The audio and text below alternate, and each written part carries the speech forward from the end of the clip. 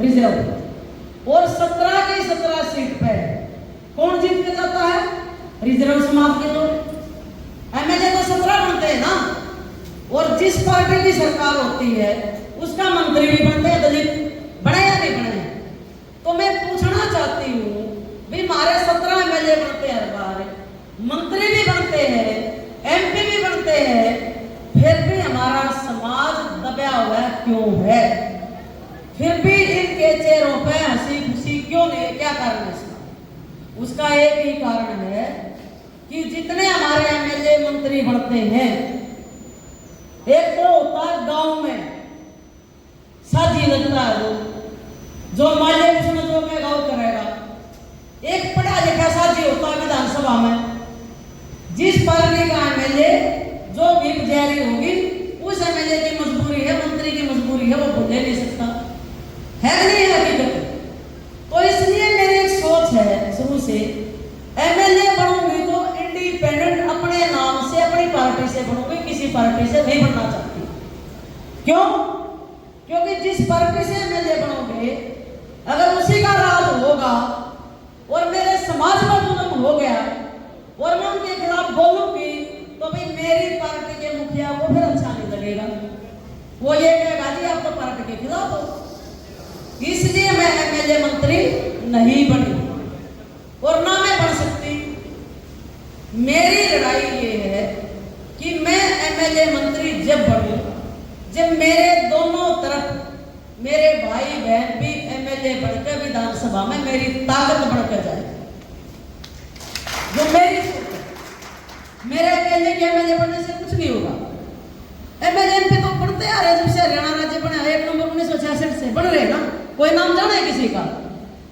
जब जुल्म जाती होती कोई बोलता है, लेकिन मेरा सौभाग्य है आप सबके आशीर्वाद से मैं सौभाग्यशाली हूँ कि जब मैं 2 रोटी है तो मानवता ये कहती है कि मैं 2 रोटी में से 1 रोटी उस पड़ोसी भाई को खिलाऊं ताकि मेरा भी पेट भरे और मेरे पड़ोसी भाई का भी पेट भरे और दोनों का गुजारा हो जाए।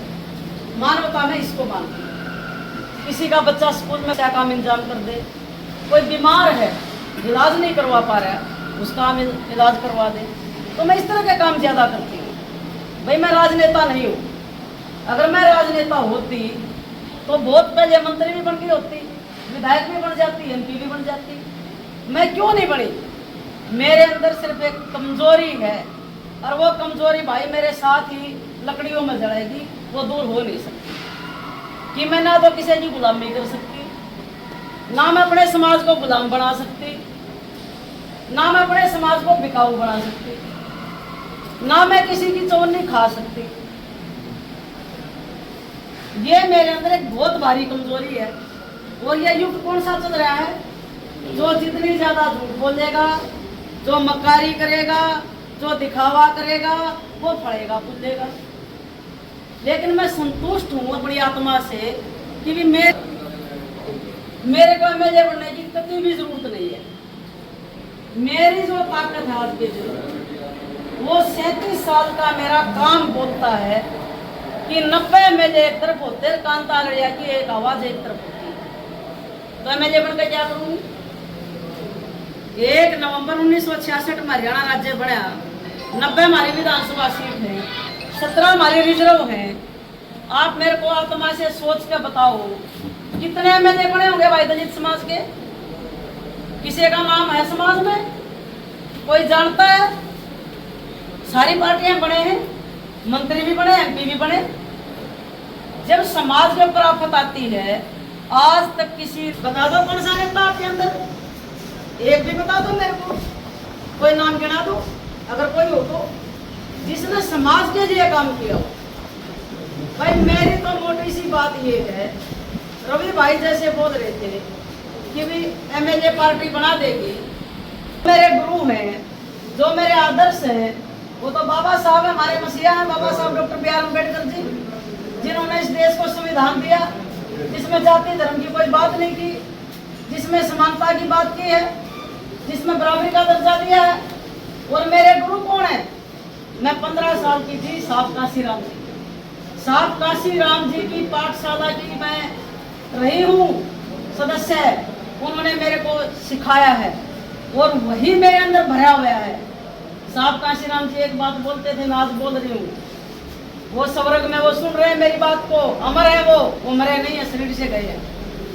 वो एक बात बोलते थे कि जिस दिन तुम अपने समाज को टिकाऊ बना दोगे, तुम्हारा नेता कोई बगावत नहीं करेगा। तुम अपने समाज को टिकाऊ बनाओ। तुम्हारे नेता क्यों बिकते हैं? क्योंकि तुम्हारा समाज टिकाऊ नहीं है। और तुम अपने समाज के जो टिकाऊ लोग हैं, जो मजबूत लोग हैं, जो मेहनती लोग हैं, चाहे वो झोपड़े में रहते हो, धनवान बेशक ना हो, उसको विधानसभा की टिकट दो और उसको एमएलए का चुनाव लड़ाओ। वो आपका टिकाऊ नेता बनेगा। वो कभी बिकेगा नहीं, वो कभी झुकेगा नहीं, वो कभी टूटेगा नहीं, वो कभी डरेगा नहीं। ये साहब काशीराम जी की पाठशाला है जिसमें मैं पढ़ी हूँ, और वही मैंने सिखाया आप लोगों को भी, जिन जिन ने मेरे साथ काम किया है। हमने कांग्रेस की सरकार देखी, कांग्रेस की सरकार ने मेरे ऊपर कितना जुल्म किया आप सबको पता है।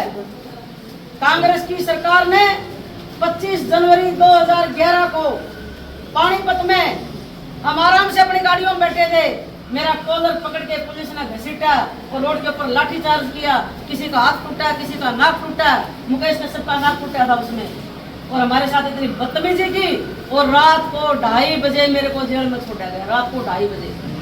आप मुझे ये बताइए, अंग्रेजों के बाद क्या कभी 7 बजे के बाद जेल मैनुअल के अनुसार गेट खुले कभी जेल के? वो एक कांता लड़िया थी जिसके लिए रात के 2:30 बजे गेट खुले गए जेल के, और मेरे को जेल में डाला गया। इनको पता चला, सुनील को, इनको सबको, इन्होंने रोड जाम कर दिए, पिपड़ी चौक जाम कर दिया 3-4 घंटे। मैं जेल में, जो हमारी बेटी होती है, हमारी इज्जत होती है ना, उन्होंने ये कहा था बेटी और वोट उसको बराबर का सम्मान देना। बेटी को कोई बेच नहीं सकता, तो वोट को भी नहीं बेचना चाहिए। ये पाप है वोट को बेचना। आज क्या हो गया है, ये पूंजीपति पार्टियां हैं, जो चाहे वो बीजेपी हो, चाहे कांग्रेस हो, चाहे एक नया आया है ये जो महात्मा गांधी की जो आत्मा है ना, वो केजरीवाल में आ रही है। यह विकट बोल रही हूं आपको, याद कर लेना बाबा साहब का टाइम। पूना पैक्ट क्या था? अगर पूना पैक्ट लागू हो जाता तो आज मेरे समाज की दुर्दशा नहीं होती। वही महात्मा गांधी था जिसने बाबा साहब को मजबूर किया। और ये केजरीवाल जो है, इसमें महात्मा गांधी की आत्मा आई हुई है। ये इतना चतुर आदमी है, ये इतना सियाना आदमी है। जैसे महात्मा गांधी था, उसने क्या किया, आके दिल्ली में अपने वाल्मीकि समाज में आकर बैठ गया कि भाई मैंने तो ना अपने दलित भाइयों को ना बहुत बड़ा नाम दे दिया। क्या नाम दिया? हरिजन। आपको पता हरिजन किसको कहते हैं? पता आपको? बता दूं, सुनोगे ना? आत्मा से इसको स्वीकार करना। आप ये बताओ, हरि किसको कहते हैं? हरि कौन है? ऊपर वाला भगवान। और जन कौन है? उसके आदमी। मैंने ना बता दो, इस धरती पर हरिजन कौन नहीं है? सारे हरिजन है ना। जो भी इंसान इस धरती पर है, सारे हरिजन है, सारे भगवान के बंदे हैं। तो हमारे को हरिजन नाम क्यों दिया? उसका एक वो है, साउथ में एक मंदिर होता था उस समय। जो ये गुंडे लोग थे, बदमाश थे, पुजारी थे, जो हमारी 13-14 साल की लड़की को दासी, देवदासी के रूप में उसको वहां मंदिर में रखते थे। और जब वो गर्भवती हो जाती, बच्चा हो जाता, वो कहती भी ये बच्चा आपका है पंडित जी का, तो ये कहता ये मेरा नहीं है, तेरी शादी तो भगवान से हुई, हरि से, और यो बच्चा तो हरिजन है, हरि का बच्चा है। इसका मतलब क्या हुआ? जिसने अपने बाप का नहीं फेरा वो हरिजन। हरिजन शब्द पर लोकसभा में भी रोक है, सुप्रीम कोर्ट में भी रोक है। अगर कोई हरिजन कहकर बोलेगा ना, उसकी तो सजा है कानून में। ये नोटिफिकेशन जारी हो सके, आपको बता देती हूँ। तो महात्मा गांधी ने क्या नाम दिया? हरिजन। अगर मैं इस मन से कहूं कि महात्मा गांधी फिर क्या था भाई, क्या महात्मा गांधी हरिजन नहीं था? सबको हरिजन क्यों नहीं बनाया भाई? तो कहने का मतलब मोटा मोटा मेरा ये है, मैं ज्यादा लंबी उसमें नहीं जाऊंगी। केजरीवाल जो है, हमारे को जिसने हरिजन बनाया, जिसने गिराया हमारे को इस केजरीवाल के अंदर उसकी आत्मा घुसी हुई है। उसका कारण है इसने झाड़ू का निशान क्यों लिया, इसने क्यों फेरा है, इतना सियाना है। कांता आगड़िया जहां भी बोलेंगे तो लोग एक बात जरूर कहेंगे, भाई दलितों में दबंग है वो महिला और लड़ती है गरीबों के लिए, तो मैंने बनने की जरूरत क्या है। मेरी पहचान जो है एक एमएलए और मंत्री से ज्यादा है, ये हकीकत है और मैं यही चाहती हूँ। आज मैं आपके पास क्यों आई हूं, मैंने एक बात को अच्छी तरह सोच लिया। 38 साल का मेरा संघर्ष का जीवन है, मैंने खूब आंदोलन करे, कोई भी आंदोलन मेरा ऐसा नहीं जिसमें मैं फैल हुई हूं, सारे पास हुए, सारे आंदोलन जीते। और मुख्यमंत्री भूपेंद्र हुड्डा के साथ 5 साल लड़ी लगातार, आप लोग भी जेल में रहे हैं, ये सुनिए इधर जितने भी थे 48 लोग थे मेरे साथ कैथल जिले के, 48 लोग कैथल की जेल में रहे 1 साल तक। 1 साल के बाद इनकी जमानत हुई थी और मैं करनाल की जेल में रही, उसमें 18 मेरे भाई थे साथ और 8 महिलाएं थी। जेल भी काटी गई, हमने पुलिस के लठ भी खाए, लेकिन जीत किसकी हुई, जीत हुई हमारे समाज की, हमारी ताकत की। भूपेंद्र हुड्डा को मुख्यमंत्री होते हुए घुटनों के बल बिठा गए और हमने अपनी मांग को पूरा करवाया। और वो लड़ाई मेरी नहीं थी, वो कांता लड़िया की लड़ाई नहीं थी, वो उस महापुरुष की लड़ाई थी, सम्मान और स्वाभिमान की लड़ाई थी, जिस मसीहा ने हमें जीना सिखाया, जिस मसीहा के बलबूते आज मेरी औकात है कि मैं आपके सामने खड़ी होकर बोल रही हूँ, वो थे बाबा साहब B.R. अम्बेडकर। अगर काश बाबा साहब ना होते तो आज मैं गुलाम होती, आज मेरे पैरों में बेड़ियां होती, आज मेरे को वोट डालने का अधिकार नहीं होता। सब जानते हैं वोट का अधिकार किसने दिया, हमारे मसीहा बाबा साहब डॉक्टर B.R. अम्बेडकर जी ने। और क्या कहा था कि मैंने एक ऐसा हथियार मेरे गरीब समाज को, वंचित को, दलितों को, पिछड़ों को, किसान को, मजदूर को बराबर का एक ऐसा अधिकार दे दिया कि जब समय आए अपने इस अधिकार का ईमानदारी से पालना कर लेना, आपका ही राजा बनेगा, कुर्सी आपको मिलेगी और कुर्सी पर बैठ के गरीब समाज का उत्थान कर देना।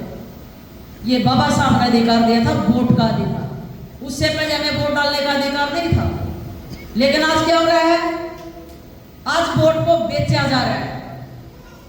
आज